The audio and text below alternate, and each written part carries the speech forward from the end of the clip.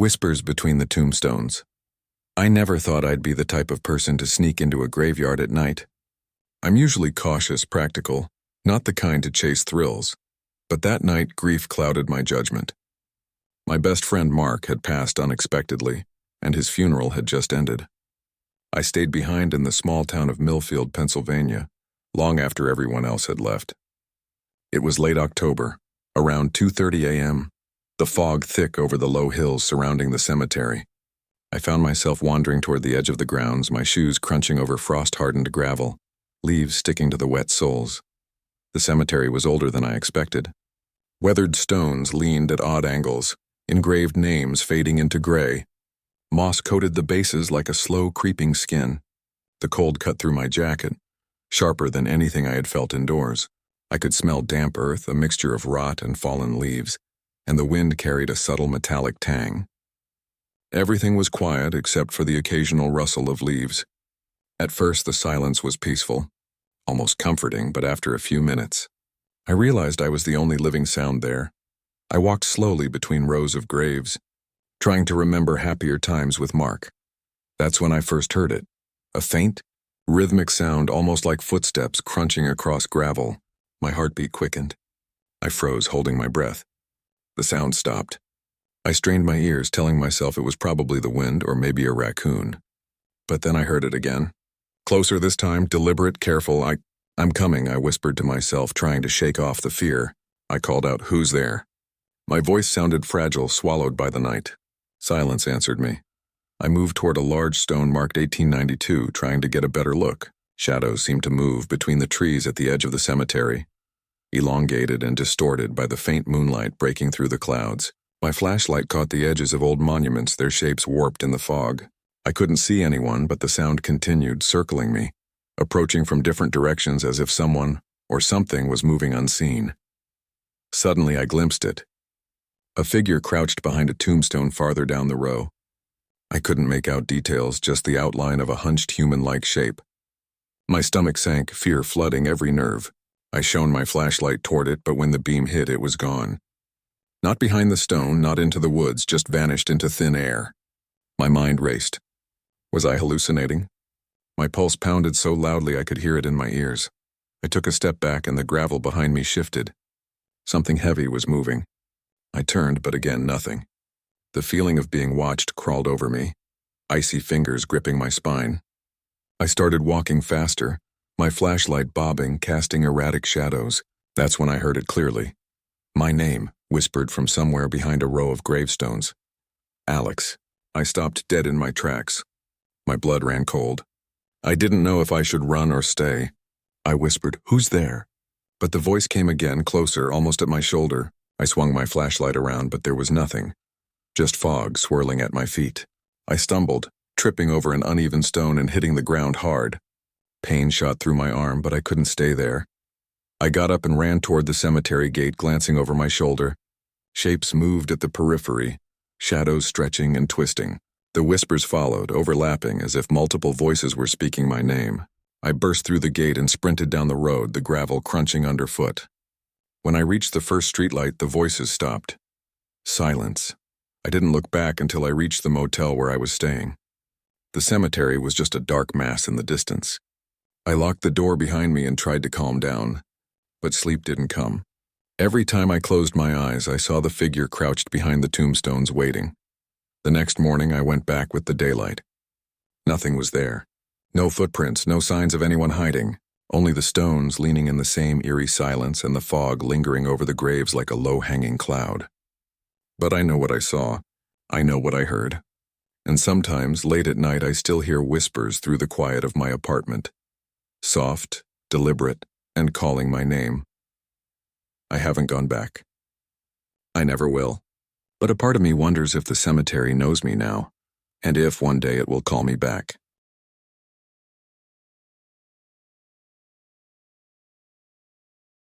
The lantern at the edge. I've always been drawn to history and the strange, which is probably why I ended up in the small, nearly forgotten town of East Hollow.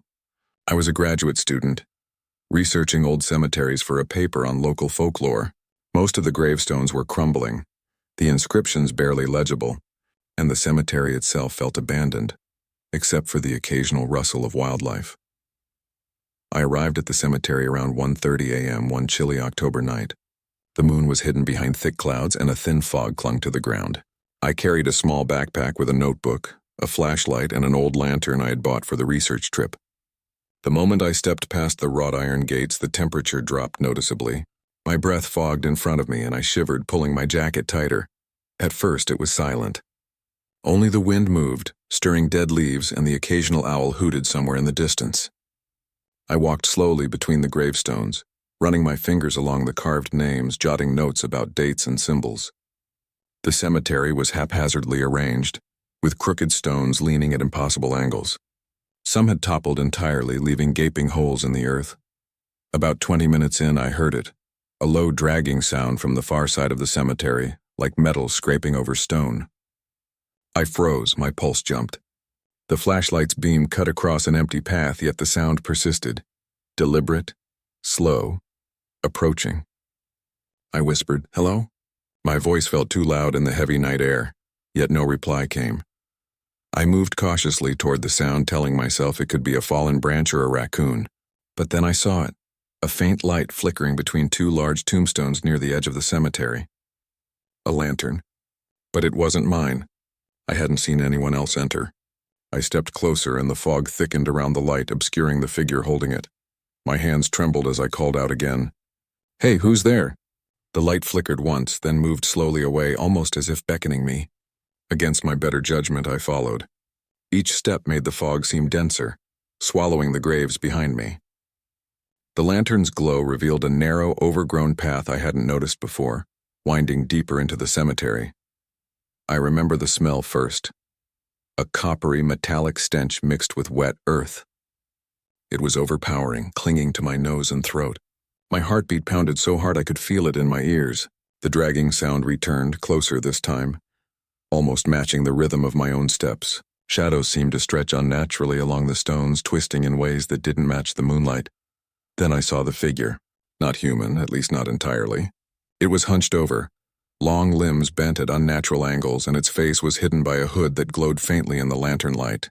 Its hands were wrapped around the handle, knuckles white, and it moved silently, gliding more than walking. I froze. My throat went dry. I wanted to turn back, but my curiosity, or perhaps foolish courage, kept me rooted. The figure stopped, and I swear it looked directly at me, though I couldn't see eyes. A shiver ran down my spine. Then it raised the lantern higher. For the briefest moment, the light illuminated the ground, and I saw the graves were fresh. Deeply dug, the soil loose and dark, but no headstones marked them. Panic surged through me. I stumbled backward, my flashlight swinging wildly. The figure didn't move, didn't chase. It just stood there, lantern held high, silent, almost expectant. I turned and ran toward the main path, ignoring the roots and uneven ground tearing at my shoes. The dragging sound followed, not behind me this time, but from all around, echoing through the fog. The lantern's light appeared at the far edge of my vision, flickering in rhythm with my frantic steps. I didn't dare look back directly. My lungs burned, legs trembling with exhaustion, until I finally reached the gates of the cemetery and stumbled out into the streetlight glow of the town. I didn't stop running until I reached the motel where I was staying. My clothes were soaked with dew and my hands shook uncontrollably. I called the local police the next day, but when they investigated, they found nothing. No footprints, no lantern, no freshly dug graves. Just the same leaning tombstones, weathered and silent. I can't explain what I saw that night. The figure, the lantern, the smell of fresh earth, all of it felt real. Every time I close my eyes, I see the faint glow moving in the fog, beckoning me back. I haven't returned, and I don't plan to. But sometimes, in the quiet of my apartment, I swear I can hear dragging, faint and deliberate, echoing as if calling from beneath the earth itself.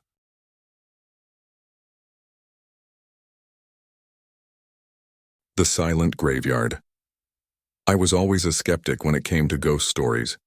Graveyards had never really scared me, not as a child, not even after losing my grandfather. But that all changed one night around 2:20 a.m. when I found myself alone in the old Hollow Creek Cemetery, a place the locals said was cursed or haunted, though I never believed in such nonsense. I had driven there after visiting a nearby town for a family reunion. The funeral of a distant relative had ended late, and I had trouble sleeping, restless and thinking about life, death, and all the things I hadn't said to people who were gone. I remember the air being bitterly cold, the kind that bites through layers of clothing and settles in your bones. My car was parked near the gates, engine idling, fog rolling in thick over the uneven ground. At first, everything seemed ordinary. I stepped onto the path, crunching over frost-bitten leaves and gravel. The cemetery was vast, older than I imagined, with tombstones leaning precariously like they might topple at any moment. The air smelled damp, earthy, and faintly metallic, almost like blood. My heart was already racing from exhaustion and an inexplicable unease. But I kept telling myself it was just the night, just the isolation. I walked slowly, notebook in hand, jotting down dates and names out of an academic curiosity I barely felt. The wind whispered through the bare branches, scraping softly against the stones. The silence of the place weighed on me, heavy and almost suffocating. Then I heard it, a soft shuffle like someone dragging their feet over gravel. My heart jumped. I froze. I told myself it was a fox or a stray dog, but the sound didn't match. It was slow, deliberate, and unnervingly human. I swallowed hard, feeling panic coil in my stomach. I whispered, "Hello?" My voice sounded small, fragile, swallowed by the night. No answer, just the soft scrape again, closer this time. I tried to steady myself, taking deep breaths. I felt a wave of fear I had never felt before, a tight, icy grip around my chest. My hands shook so badly I could barely write in my notebook. I stepped cautiously toward the sound, flashlight cutting a narrow circle of light in the fog, illuminating leaning stones, patches of dirt, and fallen branches. The cold made my teeth chatter uncontrollably. Then I saw it, a figure standing between two tall gravestones. I couldn't make out details, just the shape of a person hunched slightly, unnaturally still. My stomach churned. The figure didn't move as I approached, didn't even seem aware I was there. And yet I felt it, the pressure, the presence, like a heavy weight pressing into the ground around it. My knees felt weak. I wanted to run, but I couldn't tear my gaze away. I whispered again, my voice trembling, "Who's there?" The figure didn't answer. And then, for the first time, I felt the smell, a sickly sweet stench like rotting flowers mixed with wet soil. It made my stomach lurch, nausea clawing at my throat. I gagged, stumbling backward. My chest was tight, heart hammering against my ribs like it wanted to escape. And then the whispers started, faint, almost too soft to hear, but unmistakably human. My name over and over, carried by a voice that seemed to come from beneath the ground. "Alex, Alex!" I froze, sweat soaking my shirt despite the cold. My mind raced, panic tearing through every thought. This wasn't a person. This wasn't reality. I wanted to scream, but no sound came out. The figure began moving toward me, or maybe I was moving toward it, I couldn't tell.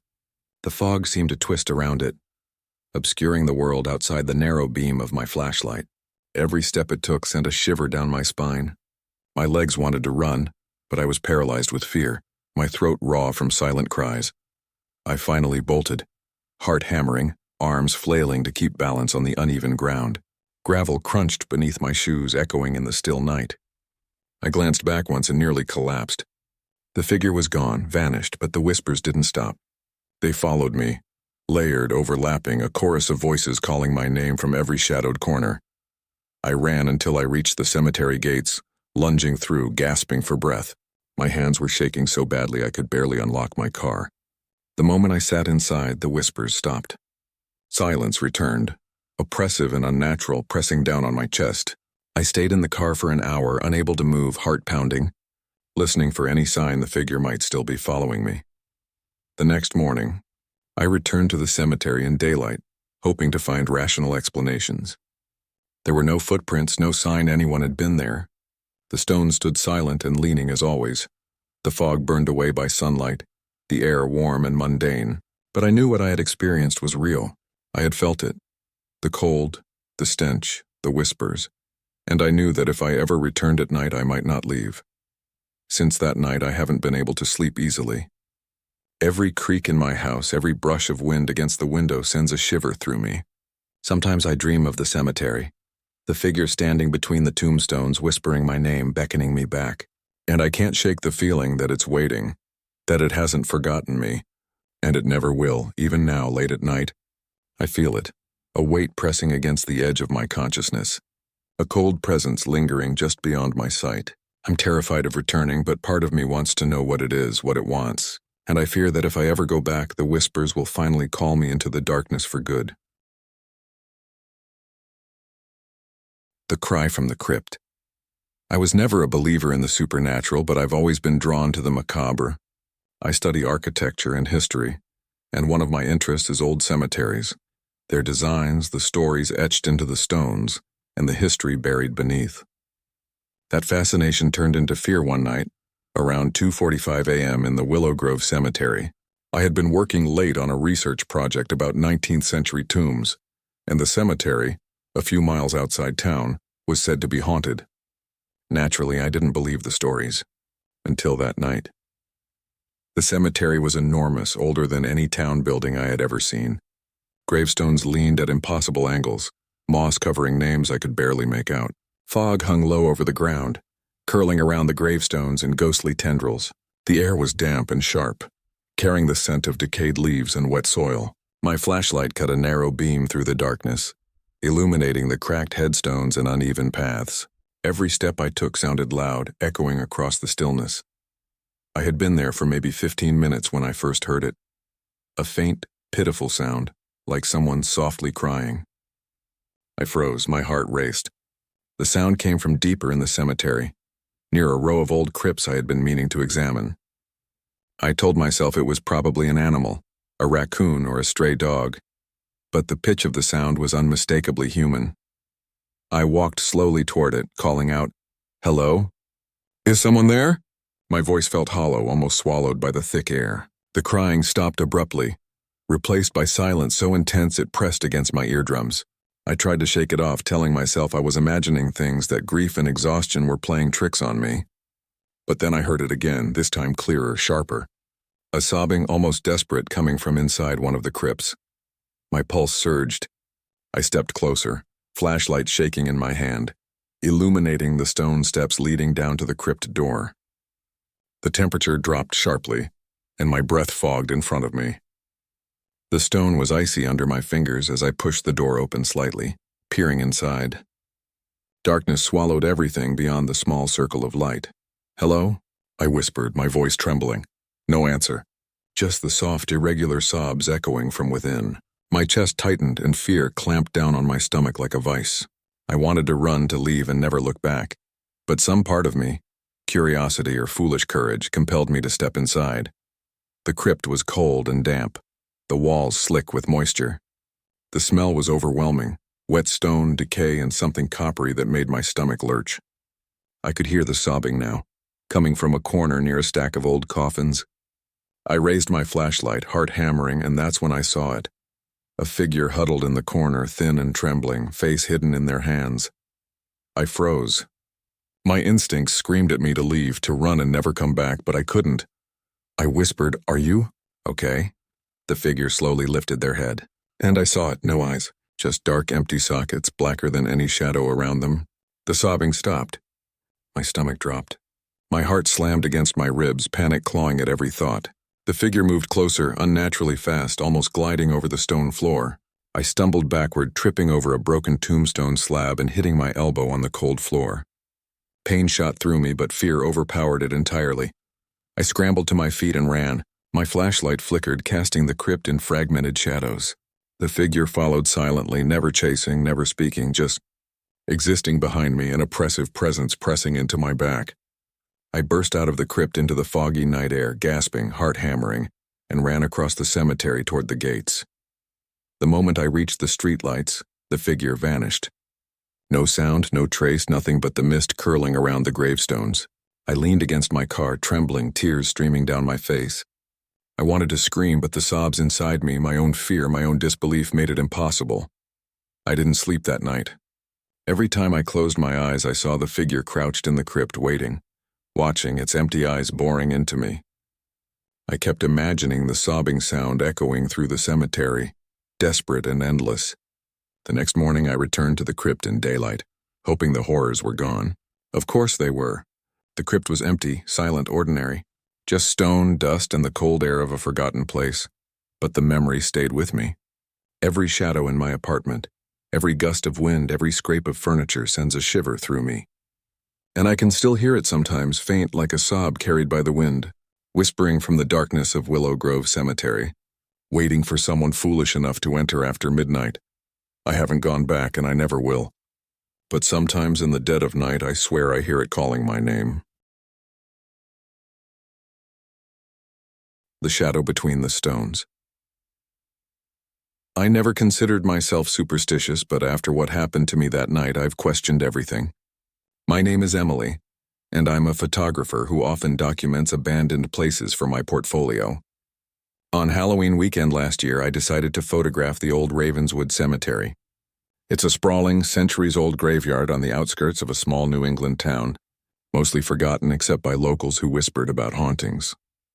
I arrived around 1:50 a.m. The streets empty, the fog rolling in thick and low. My car headlights barely cut through the mist, casting ghostly shapes across leaning tombstones. The air was damp and cold, carrying the faint smell of rot and wet leaves. Every breath I took felt icy in my lungs.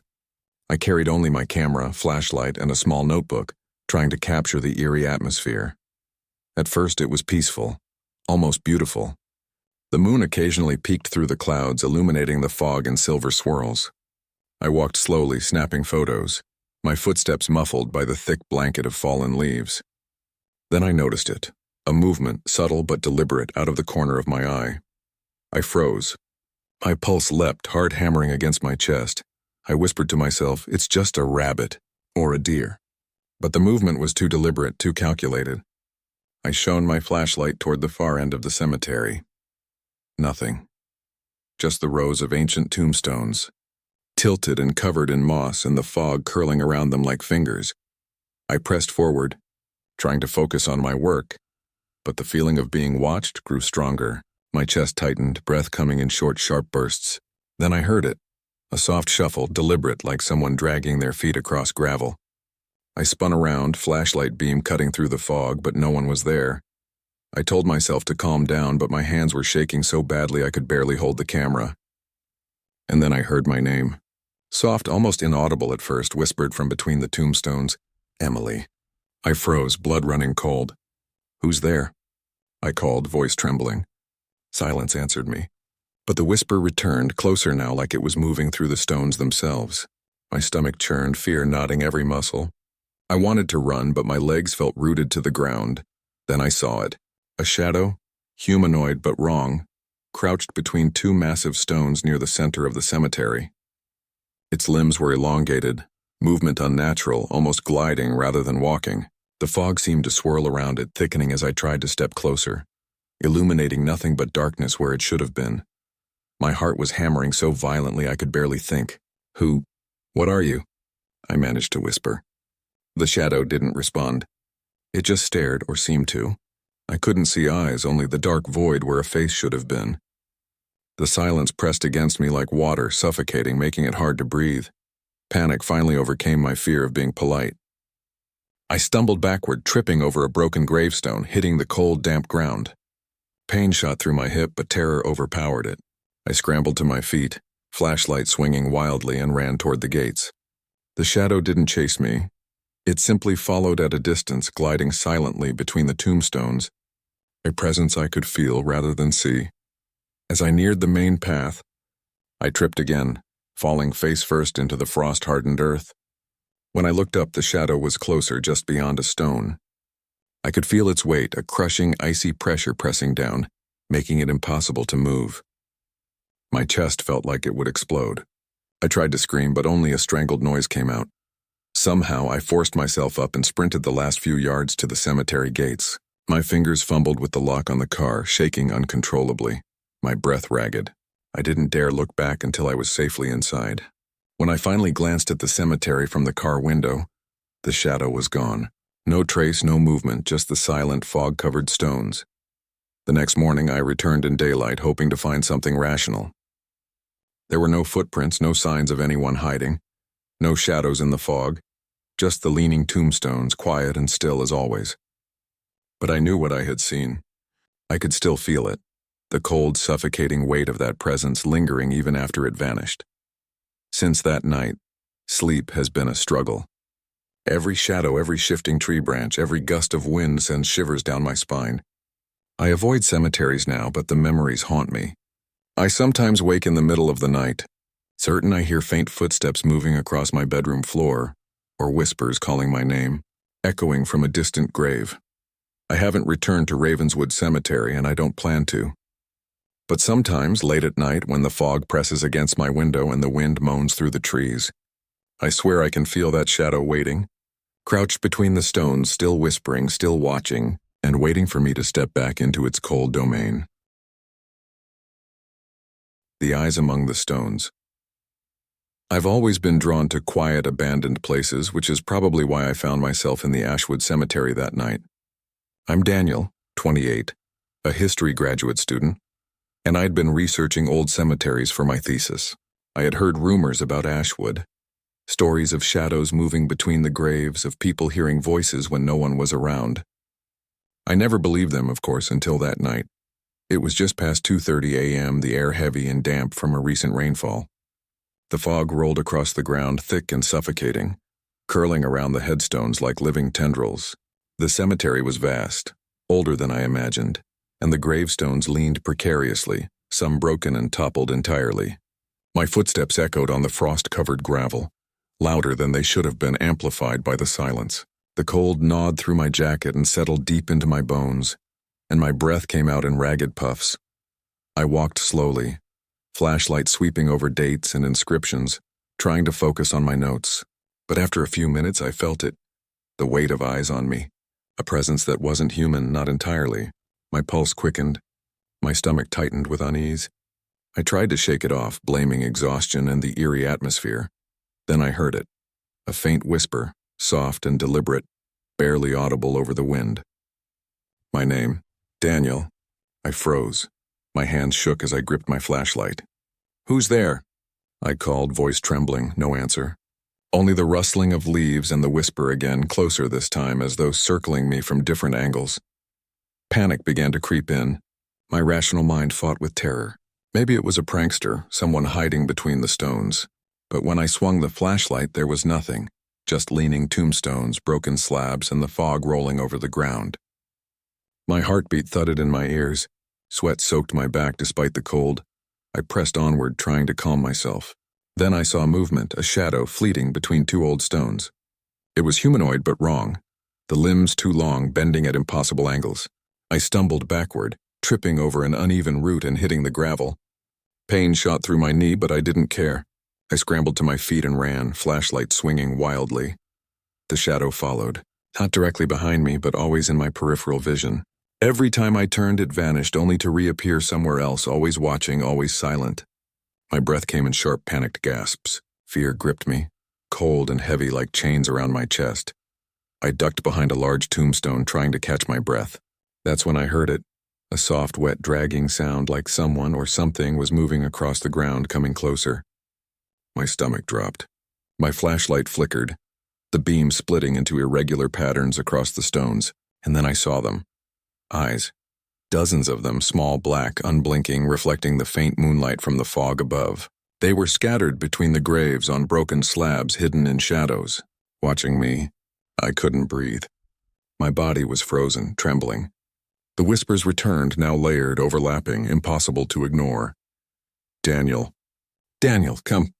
I panicked, sprinting toward the cemetery gate. Gravel skittered beneath my feet, roots tore at my shoes, but I didn't care. The fog seemed to close in around me, suffocating, pressing at my face, my chest, as if the very air were alive. Behind me, I could feel the presence, unseen but tangible, like icy fingers brushing against my back. I reached the gate, fumbling with the lock on my car, my hands shaking violently. Finally, I managed to slide inside, slamming the door shut. I sat there, chest heaving, body drenched in sweat, staring at the foggy cemetery. The eyes were gone. The whispers silenced. Only the quiet night remained, and yet I knew they were still there, watching, waiting. I didn't sleep that night. I drove back to town, heart hammering, hands trembling on the wheel. Since then, every time I see a shadow out of the corner of my eye, every time I feel that weight on my chest, I think of Ashwood Cemetery. The eyes, the whispers, the cold, suffocating presence, it's all burned into me. I haven't returned. I'll never return. But late at night when the wind rustles through my window, I swear I can still hear it. Faint whispers calling my name, layered over the sound of unseen footsteps crunching through gravel, coming from somewhere between the tombstones. And I know somehow that if I ever went back, I might not leave.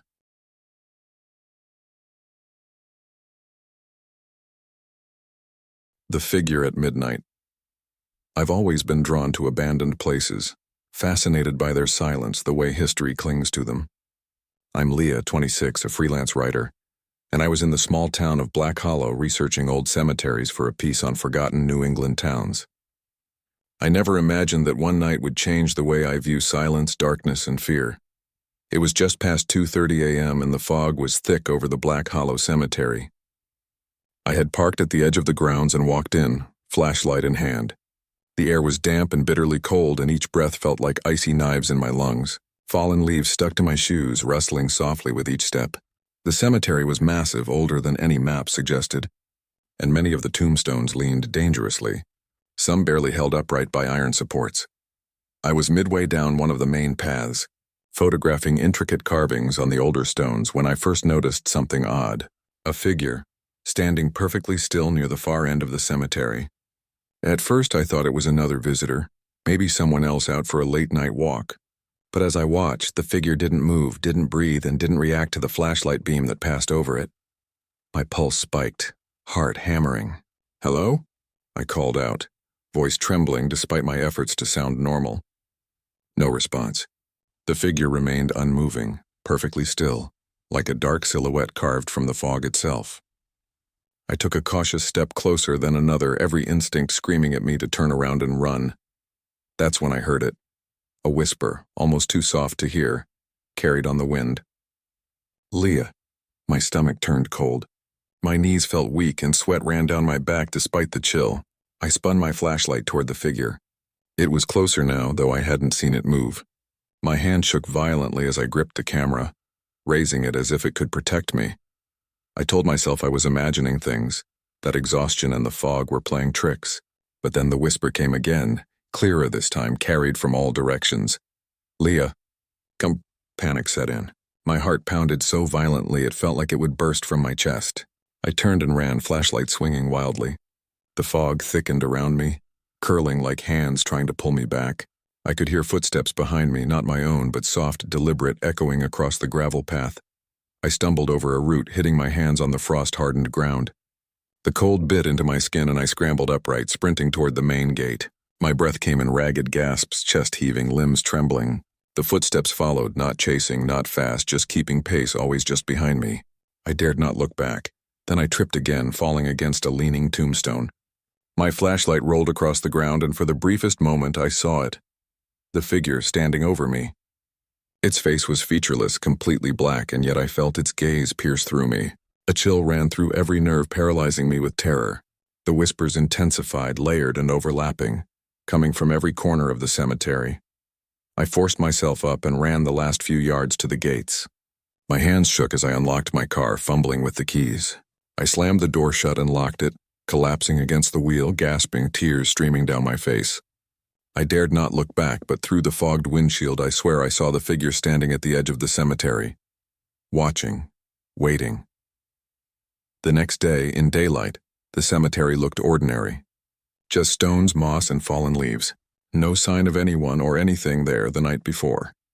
I tried to rationalize it as a hallucination, but the fear I had felt, the whispers, the gaze, it was too real. Every shadow, every movement in the dark since then has sent my heart racing. I haven't returned to Black Hollow Cemetery, and I never will. But sometimes, late at night, I swear I hear my name, faint and deliberate, echoing through the fog and shadows, calling me back. And I know somewhere in the darkness of that graveyard the figure waits. The Keeper of Hollow Graveyard. I'm Michael, 32, a freelance journalist who often chases stories about forgotten towns and abandoned places. I never considered myself afraid of cemeteries until Hollow Graveyard. I had heard the whispers from locals, strange lights, shadows moving, people vanishing for hours. I thought it was exaggeration, folklore. I thought I was immune to fear. It was around 2:35 a.m. on a late October night when I arrived. The sky was cloudy, blocking the moon, and the fog rolled low, thick like smoke across the cracked gravestones. The air smelled of damp earth and decaying leaves, mixed with something I couldn't identify, a faint, acrid stench that made my stomach twist. My flashlight cut a narrow path ahead of me, bouncing across tilted stones and crumbling mausoleums. My own footsteps sounded deafening in the still night. The cemetery was enormous. I walked slowly, notebook in hand, photographing the older stones, recording dates, symbols, and inscriptions. The silence was suffocating, broken only by the occasional creak of branches swaying in the wind. About 20 minutes in, I noticed it. A shadow standing at the far edge, almost too still to be human. My pulse quickened, adrenaline flooding every nerve. I tried to rationalize. Maybe a trespasser. Maybe my imagination. I whispered, "Hello? Anyone there?" My voice sounded small, fragile, swallowed by the fog. The shadow didn't move, didn't respond, but I felt it. Its gaze, cold and heavy, pressing on me like weight from above. Then I heard footsteps. Slow, dragging, deliberate. They weren't behind me. They were all around me. My heart raced, chest tightening, every instinct screaming to run. I swung my flashlight wildly. Nothing. Just the leaning tombstones, some toppled, some broken, the fog curling around them like fingers. I walked faster, notebook abandoned, flashlight beam shaking. That's when I saw a figure emerge from between two stones. Tall, gaunt, wearing what looked like a tattered cloak, its face obscured by shadow. I froze, every muscle in my body locked. My mouth went dry. I whispered, "Who? What are you?" The figure tilted its head slowly, deliberately, and then it spoke, soft, low, almost a hiss. "You shouldn't be here." My chest tightened, panic flooding my system. I wanted to scream, to bolt, but my legs wouldn't obey. I stumbled backward. The figure glided closer, silent, its feet never touching the ground, or maybe it didn't need them to. The fog thickened, pressing into my lungs, and I felt a cold hand graze my shoulder. I jerked away. It was icy, like touching metal left in the snow. The whispers began, hundreds of voices layered, all calling my name. Michael. Michael. They came from every direction, echoing off the stones, reverberating in my skull. I clutched my head, rocking back and forth, trying to block them out. The figure stopped a few feet from me. I could see the edge of its face now, pale, gaunt, eyes black voids. I screamed, a raw, panicked noise that sounded alien to me. I ran. My flashlight bobbed wildly, casting grotesque shadows across broken stones. Gravel crunched beneath my feet. Roots tore at my shoes. I could hear the figure behind me, gliding, never chasing, always present. I reached the main gate and pushed it open, falling through and slamming the latch. My hands shook violently. In the car, I sat frozen, shaking, unable to breathe normally. When I dared to glance back at the cemetery, the fog had thinned slightly. But I swear I saw the figure standing at the far edge, motionless, watching. My breath came in ragged gasps. Tears ran down my face. I drove away immediately, lights blinding me, hands tight on the wheel. I returned the next morning, hoping daylight would bring answers. There was nothing. No footprints, no sign of anyone or anything there the night before. Just leaning stones, moss, and the faint smell of damp earth. Rational thought told me it had been exhaustion or imagination, yet my mind screamed that it had been real. Since that night, I cannot sleep without fear. Shadows in my apartment seem deeper. The wind at my window carries whispers I cannot identify. And sometimes, just sometimes, I swear I feel the brush of icy fingers across my shoulder. I haven't returned to Hollow Graveyard, and I never will. But I know it's waiting. Watching. Somewhere between those tombstones, that tall, gaunt figure waits. The keeper of Hollow Graveyard. And I know that if I ever step foot there again, I may not leave. The thought keeps me awake at night, heart pounding, panic gnawing at my bones. Sometimes I think I hear it in my dreams. Low, deliberate footsteps and whispers calling my name. And I know one day it may call me back.